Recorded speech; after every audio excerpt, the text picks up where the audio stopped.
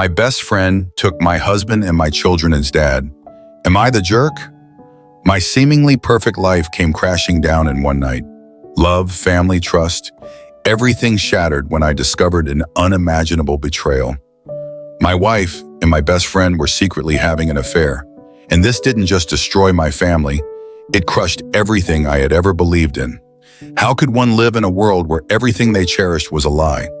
My world was turned upside down, and the horrible truth was just the beginning of the nightmare I now had to face. Before continuing the story, tell me which city you are watching from. I want to know how far this video has come. Don't forget to like and subscribe to the channel so I can send you exciting stories like this every day. My husband John, a charming and spirited man of 39, stood at the center of my universe. Our journey together hadn't been straightforward or easy. He had come into our marriage with baggage, a son from his previous marriage, and a past tangled with unresolved issues that led to his divorce.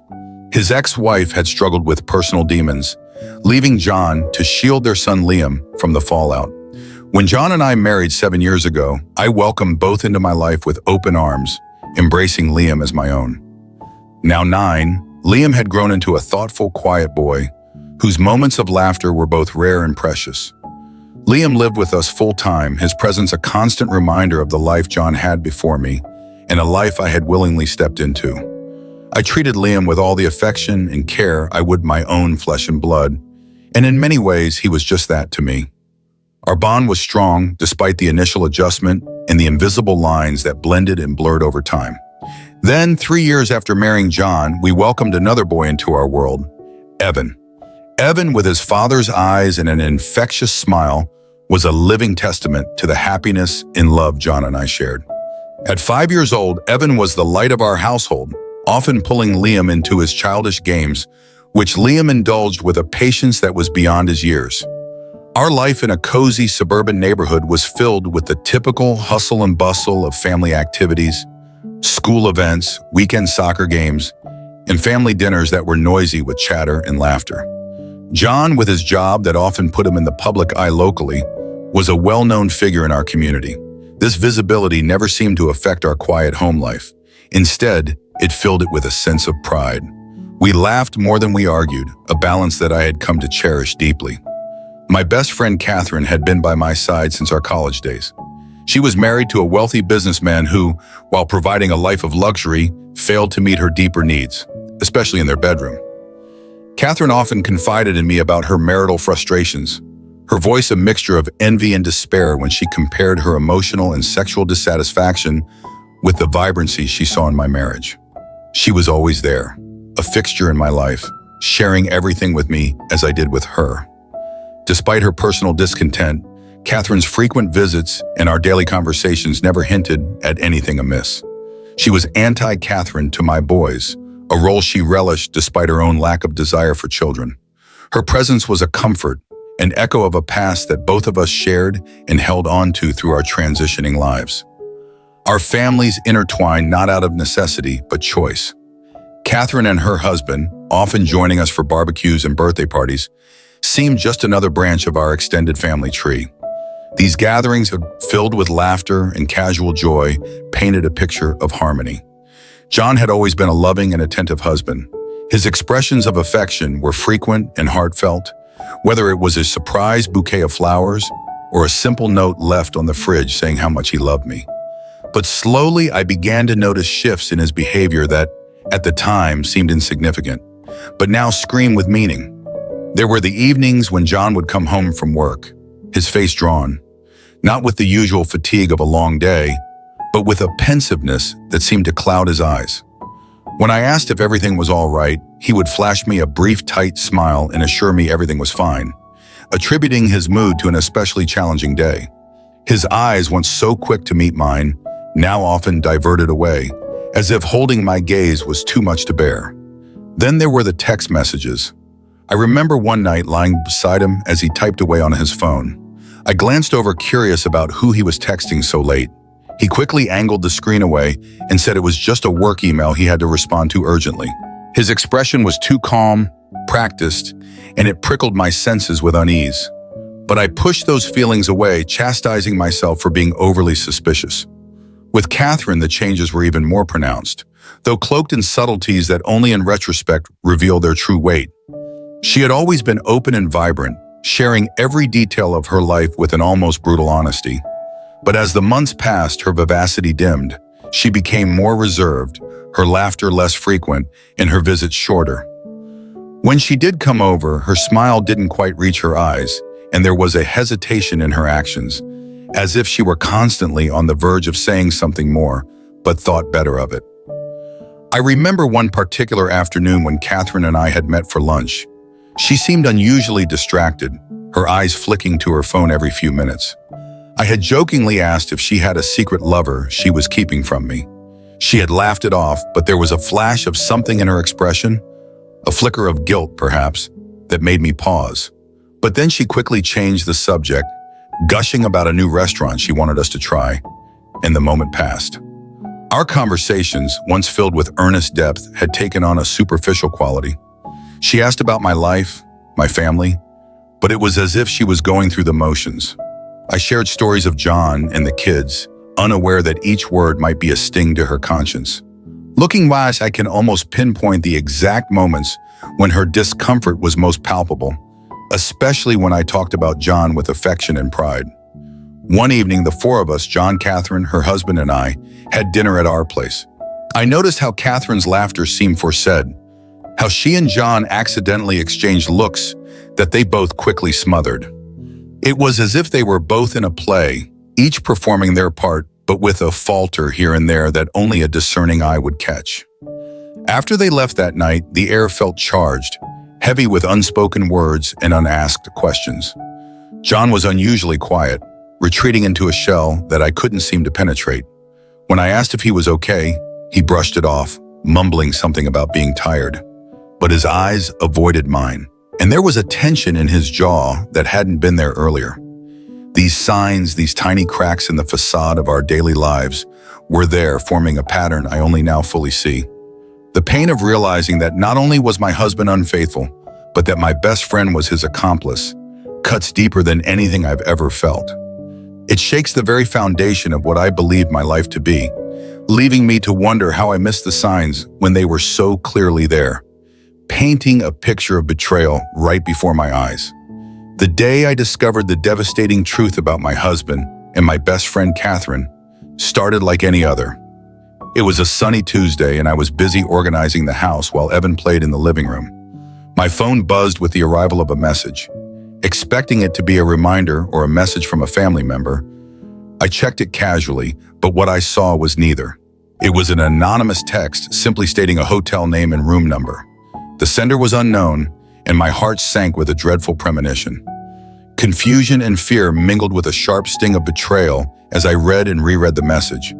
Why would someone send me this? Was it a mistake? Or was it something more sinister? Despite every rational part of me screaming to dismiss it, the seed of doubt had been planted. I needed to know the truth. I arranged for my neighbor to watch Evan, giving some vague excuse about an unexpected errand. My hands shook as I drove to the hotel, the address burning in my mind with every mile that passed. As I parked the car, my breaths were short, each one heavier than the last. I walked to the room, my legs feeling like they could give out at any moment. Standing outside the door, I hesitated. The fear of what I might find on the other side gripped me. But I had to know. I mustered all the courage I had left and knocked softly. "Come in. Why are you taking so long? Help me clean up my spilled wine." A familiar voice called from inside. It was Catherine's voice, casual and irritated. My heart pounded against my chest as I pushed the door open, feigning the role of a hotel employee. The scene before me was like a still from a nightmare. My husband, John, was out on the balcony, his back to the room, seemingly caught up in a phone call. Catherine was sprawled on the bed, a glass of wine tipped over on the bedside table, its contents staining the crisp white sheets. I bent down, pretending to clean up, my hands trembling as I grasped the cloth. Catherine continued to talk, unaware of who I really was. "You know, he's the only one who can satisfy me," she said, a moan of contentment lacing her voice as she referred to my husband. "I've always been so jealous of her, living such a perfect life," she added bitterly. I froze, the cloth in my hand forgotten. Her words echoed in the room, each syllable slicing through me like a blade. She spoke of her husband then, deriding him as physically weak and inadequate. The casual cruelty of her words, the ease with which she dismissed her vows, shook me to my core. I stood my disguise as a cleaner forgotten, as I faced the reality of their betrayal. My presence still unnoticed, I watched as John turned from the balcony, his face lighting up as he saw Catherine. The affection in his eyes was unmistakable, and it was not directed at me. Feeling nauseous, I backed away, the room spinning around me. I managed to stumble out before they saw me, my heart breaking with each step. Outside, the cool air hit my face, but it did nothing to ease the heat of my shame, anger, and sorrow. I vomited in the bushes outside the hotel, the physical purging a pathetic echo of the emotional turmoil inside. The drive home was a blur. My mind replayed the scene over and over, each detail a torment. How long had this been going on? How could they do this to me, to us, to our family? The questions spiraled, each one unanswered, each one a further descent into despair. I arrived home to the sound of Evan laughing as he played. The normalcy of the scene was a stark contrast to the chaos within me. How could I reconcile the world I thought I knew with the deceit I had just witnessed? That night, after Evan was in bed, I sat alone in the darkness of the living room, waiting for John to come home. The waiting was excruciating, each minute stretching out endlessly. When he finally arrived, his smile faltered at the sight of me, my red-rimmed eyes and pale face undoubtedly telling more than I could say with words. "Is everything all right?" he asked, a note of concern in his voice that now sounded hollow. How could I begin to confront him? How could I explain the agony his actions had caused? The room felt suffocating as I struggled to find the words. The anonymous message from the morning nagged at me, a puzzle piece that didn't fit, its origins still a mystery that I needed to solve. My mind wouldn't allow me to rest, not yet. I slipped out of the bedroom quietly, careful not to disturb John, and made my way to the living room. The house was silent, shadows playing along the walls as the street lights cast dim glows through the windows. Sitting on the sofa, I pulled out my phone and dialed the anonymous number once more, my heart racing with a mix of dread and determination. The phone rang, cutting through the quiet darkness of the room. It rang longer than I expected, each tone echoing my escalating tension. Then, surprisingly, there was an answer. The voice on the other end was immediately recognizable, though I had never expected to hear it in this context. It was Catherine's husband, Michael. "Why did you send me that message?" I asked, my voice a mix of confusion and anger. There was a pause on the line, a hesitation that spoke volumes before Michael even uttered a word. When he finally spoke, his voice was low, tinged with a bitterness that I hadn't heard before. "I thought it was time you knew the truth," he said simply, yet the weight of his words felt heavy and complex.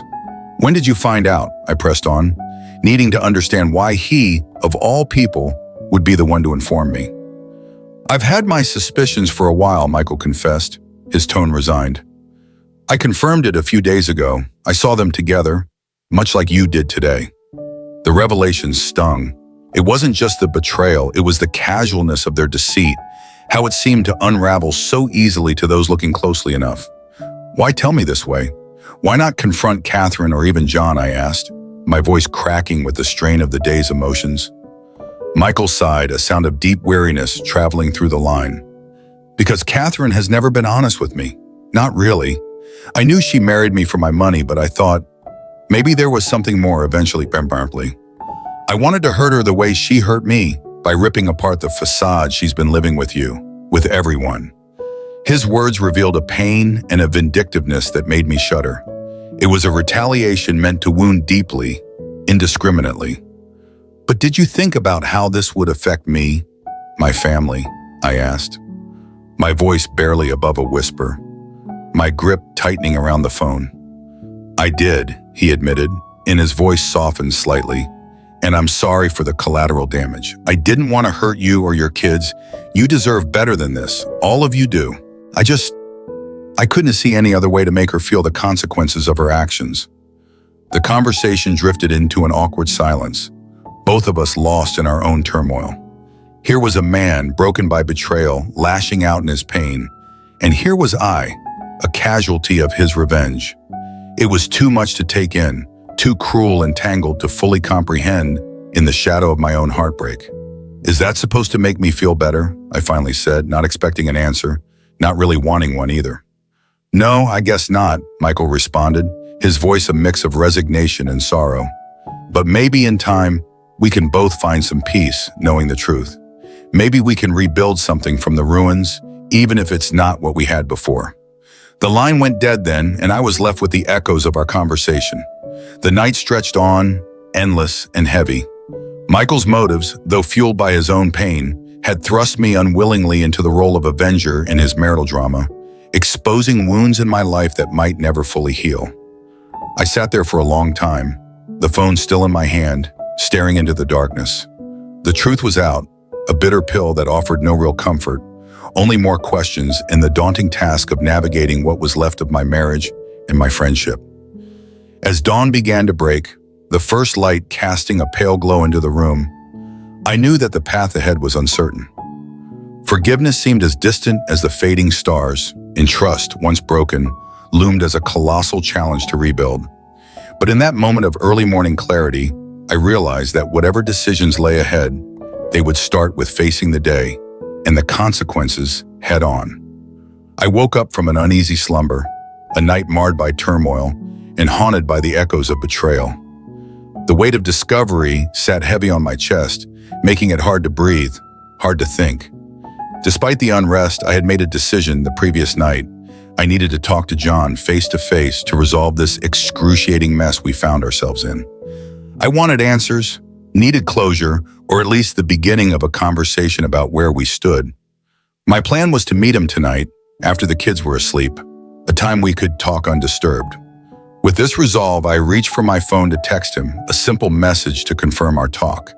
But as the screen lit up, I was met not with the quiet icons of my home screen, but with notifications flooding in. A storm of alerts and messages that immediately set my nerves on edge. Curiosity mixed with dread, I opened the social media app to find the source of the commotion. There on my feed was something so shockingly personal and devastating that it knocked the wind out of me. A video unmistakably featuring John and Catherine in a very compromising, intimate scene. It was posted by an anonymous account, but the content was explicit, leaving no room for doubt about what it depicted or who was involved. The reality that our private agony was now public spectacle was paralyzing. I knew immediately it was Michael's doing. His previous actions, the pain in his voice last night, painted a clear picture of a man driven to the edge by heartbreak and betrayal. His method of exposing the affair, so raw and cruel, was the act of someone consumed by revenge, not just intent on reclaiming his dignity, but on destroying everything in his path. As I stared at the screen, numb and disbelieving, my phone began to ring, jolting me from the shock. It was relentless, buzzing again and again, vibrating with an urgency that mirrored the chaos now exploding around me. Journalists, friends, acquaintances, news of this scandal was spreading like wildfire, and everyone wanted a piece of the drama, a comment, a reaction. "Oh my God," I murmured to the empty room. Everything was falling apart, unraveling faster than I could have ever anticipated. The conversation I had planned with John, meant to be a private affair to mend or end what was left of our marriage, was now irrelevant. The world had intruded, cruel and uninvited, into our lives. My heart raced as I tried to process the rapid collapse of my privacy and personal life. This video, this vile breach of our intimate moments, changed everything. There was no room now for quiet discussions or contemplative reconciliations. The issue demanded immediate attention, not just as a personal betrayal, but as a public spectacle that was spiraling out of control. With shaking hands, I dialed John's number. He answered quickly, his voice tense, aware already of the digital wildfire consuming our lives. "Have you seen it?" was all I could ask, my voice a mix of anger, sadness, and disbelief. "Yes, I've seen it," he replied, his voice heavy with regret and something else. Fear, perhaps. "I'm so sorry. This isn't how I wanted." "How you wanted what, John? For me to find out? For everything to end?" I cut him off, unable to contain the torrent of emotions. "It's everywhere. Our friends, family, everyone has seen it. How do we even begin to handle this? There was a pause, heavy and laden with the weight of our crumbling world. I'm coming home. We need to talk, face to face. We need to figure out what to do about everything. The call ended, leaving me in a turmoil of thoughts and emotions. I knew that whatever came next would be incredibly challenging, facing the public humiliation, dealing with the betrayal, and navigating the fallout with our children and our families. There was no easy path forward. The hours until John's return were agonizing. I sat, enveloped in a haze of anxiety and betrayal, trying to brace myself for the confrontation to come. How do you confront a betrayal that's become a public circus? How do you reclaim any sense of normalcy when your private life has been laid bare for all to see? When John finally walked through the door that evening, the look on his face told me he was as devastated by the exposure as I was by the betrayal. We sat across from each other, the weight of unspoken words heavy between us. This wasn't just about us anymore. It was about our children, our families, and the indelible marks this scandal would leave on all our lives. The conversation that followed was painful but necessary. We discussed immediate steps to protect our privacy, ways to handle the media, and most importantly, how to address this with our children.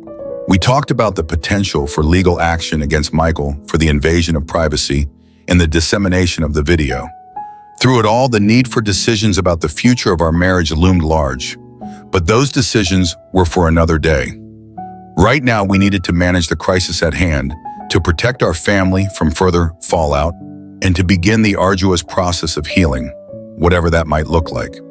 After John had come home and we'd begun to tentatively address the fallout from the scandal that was now openly unfolding, I knew there was one more call I needed to make. Despite the raw emotions and the deep sense of betrayal, I needed to contact Michael. The urgency to protect what little remained of our family's privacy propelled me into action. I found a quiet corner in the chaos of our home, my hands trembling as I dialed Michael's number. The phone rang, each tone echoing in the emptiness of the room, magnifying my anxiety. When he finally answered, his voice was cold, distant. "Michael, please," I started, my voice pleading. "You have to take down the video. Think about my sons. Think about what this will do to them if they see it." There was a pause on the other end of the line. I could almost hear him weighing his options, his breath a soft but audible intake. "I posted that video for a reason." Michael's voice was resolute, tinged with the bitterness that had likely driven him to expose the affair so publicly. "I understand you're hurt," I continued, fighting to keep my voice steady despite the turmoil inside me. "But my children have nothing to do with this. They are innocent. Please don't let them suffer because of our mistakes." Michael's reply was a sigh, long and weary. "You think I want to hurt children?" he asked, his tone softening slightly. "You think I haven't thought about that? I know you're angry and you have every right to be," I said, trying to connect with the part of him that had once been our friend before all this bitterness took hold. "But please reconsider what this will do.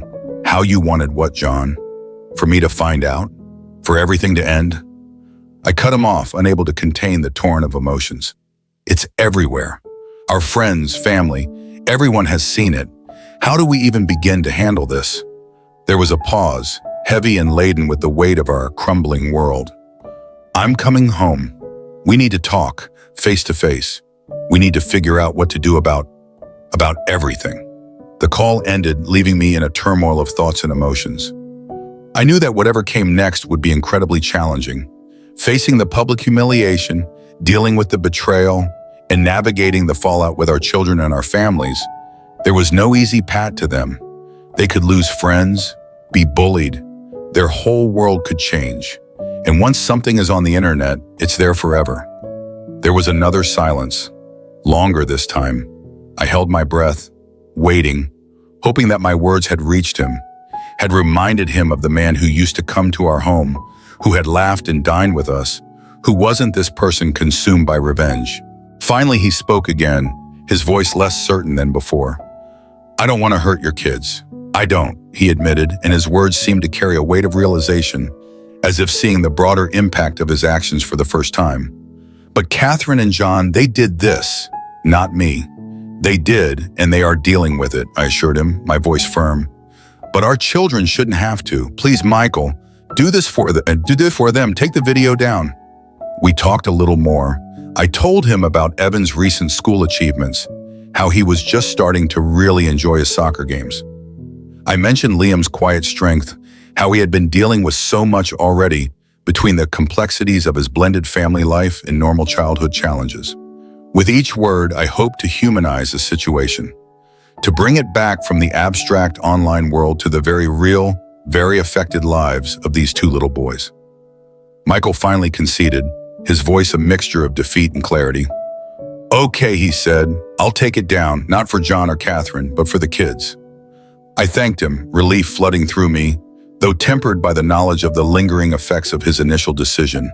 We ended the call on a note of strained civility, the connection forever altered, but with a sliver of respect for his final choice to protect my children.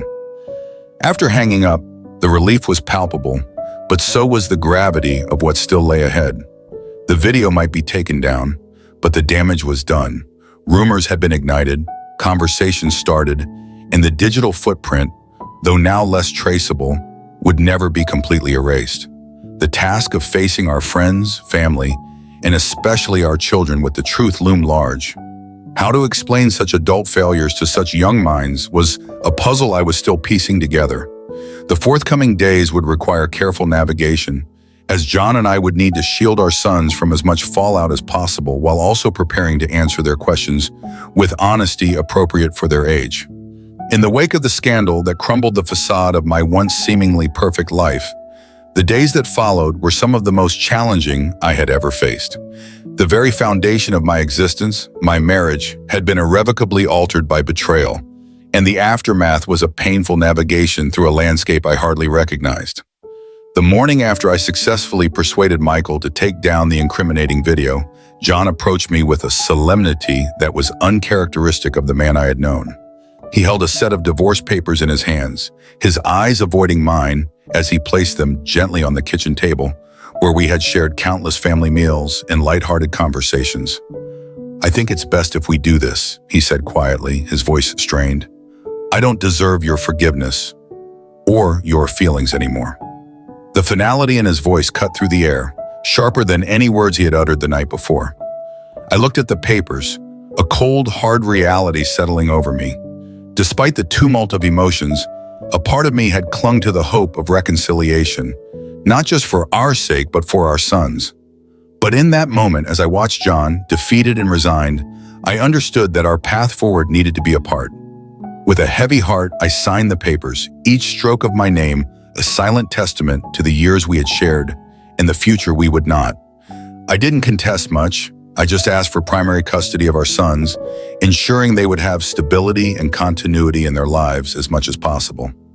John agreed without hesitation, the guilt etching deeper lines into his face.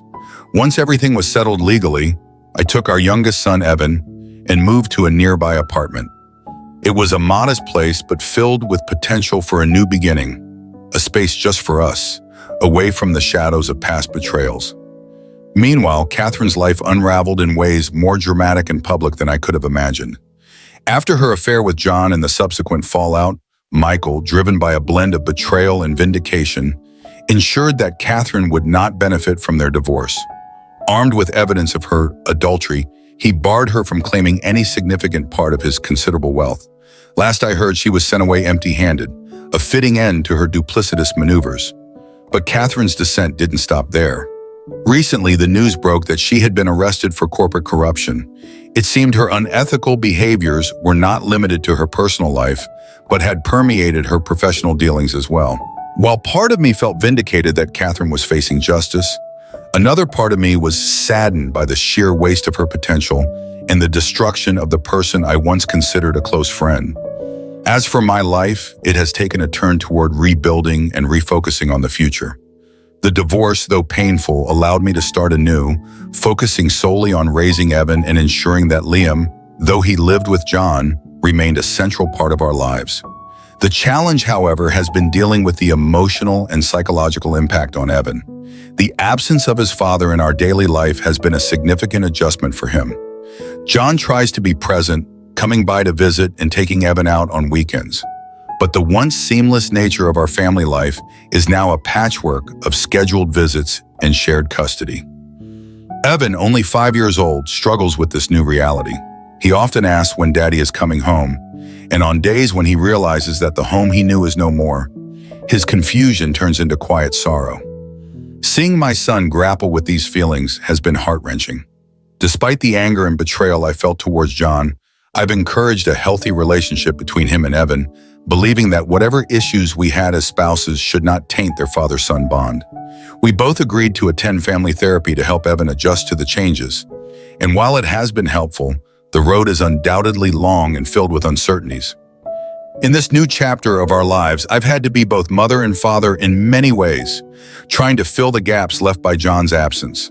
I've also had to navigate my own healing process, dealing with the lingering feelings of betrayal and the task of forgiving enough to move forward, if not for myself, then for the sake of Evan. As I focus on rebuilding our lives, my resolve strengthens. I have found solace in returning to work, in strengthening bonds with family and friends who have shown unwavering support through these tumultuous times. The community around us has been a steady source of comfort and stability, and I'm grateful for every gesture of kindness and understanding they have extended toward us. Despite the scars left by the events of the past months, I am hopeful. Life, though unpredictable and often painful, also brings opportunities for growth and new beginnings. For Evan, for Liam, and for myself, I am committed to building a future defined not by the failures and betrayals of the past, but by the possibilities of what is yet to come. As we move forward, one day at a time, I hold on to the hope that with love, resilience, and a bit of courage, we can find peace and happiness again. Life is not always easy, and sometimes we are faced with challenges we never anticipated. My story is a journey full of pain, but also a valuable lesson in strength and resilience. When everything falls apart, when trust and love are betrayed, that's when we need to be alert and find a reason to rise again. Although the scars remain, I have learned to find myself again and accept that life is not always perfect. Looking back at what happened, I can't help but wonder if I hadn't been more aware, if I hadn't noticed the subtle signs from those around me, would I have avoided this pain? But after everything, I realized that we can't control everything in life. Sometimes it's those very moments of turmoil that help us see ourselves and the relationships around us more clearly. I had a beautiful life, though imperfect, but I cherished everything I had until betrayal struck. But now I understand that true strength comes from accepting and moving on from every fall. The important lesson I have learned is this: nothing can change the past, and all we can do is look forward to the future. Even though we face pain and hurt, it is only through overcoming those challenges that we grow stronger. I have realized that the love I have for my children and my loved ones is the most valuable thing in life. They are the reason I am stronger, the reason I continue to fight for a better future. Now I focus on rebuilding, taking care of my children, and ensuring that, although Liam lives with John, he remains a central part of our lives. However, the real challenge has been dealing with the emotional impact on my son, Evan. The absence of his father has been tough on him. John still visits and takes Evan out on weekends, but the once seamless family life is now a patchwork of scheduled visits and shared custody. Evan, at just 5 years old, struggles with this new reality. He often asks when Daddy is coming home, and on the days he realizes that our old home is no more, his confusion turns into silent sorrow. Seeing him deal with these emotions has been heart-wrenching. Despite my anger and betrayal toward John, I've encouraged a healthy relationship between them, believing that their father-son bond should not be tainted by our issues. We agreed to family therapy to help Evan adjust, and although it's been helpful, the road ahead is long. In this new chapter of our lives, I have had to be both mother and father in many ways, filling the gaps left by John's absence. I've also been navigating my own healing process, dealing with lingering feelings of betrayal and learning to forgive, not just for my own sake, but for Evan's as well. As I focus on rebuilding, my resolve grows stronger. I have found solace in returning to work and strengthening bonds with family and friends who have shown unwavering support during these tumultuous times. The community around us has been a steady source of comfort and stability, and I am grateful for every gesture of kindness they have offered. Despite the scars left by the past few months, I am hopeful. Life, though unpredictable and often painful, also brings opportunities for growth and new beginnings. For Evan, for Liam, and for myself, I am committed to building a future defined not by the failures and betrayals of the past, but by the possibilities of what is yet to come. As we move forward, one day at a time, I hold on to the hope that with love, resilience, and a bit of courage, we can find peace and happiness again. If you've been moved by my story and want to hear more real-life stories full of emotion and lessons learned, please subscribe to my YouTube channel.